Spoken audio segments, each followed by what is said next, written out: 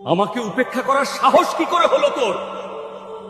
তুই যার প্রেমে মগ্ন হয়ে আমাকে উপেক্ষা করলি, যার চিন্তায় তুই এত ডুবে আছিস, সেই মানুষটাই তোকে সম্পূর্ণ ভুলে যাবে, তোকে একদিন চিনতেই পারবে না। এই একটিমাত্র কথাতেই মুহূর্তের মধ্যে বদলে গেল এক নারীর জীবন। কণ্ব ঋষির একটি সুন্দর আশ্রম ছিল। সেই আশ্রমেই বড় হয়ে উঠেছিল তার পালিত কন্যা শকুন্তলা। রূপে, গুণে এবং বুদ্ধিতে সে ছিল অতুলনীয়। আশ্রমের সমস্ত কাজ সে অত্যন্ত যত্ন করে করত। সেই সময় রাজা দুষ্যন্ত একদিন শিকার করতে করতে জঙ্গলের গভীরে চলে আসেন।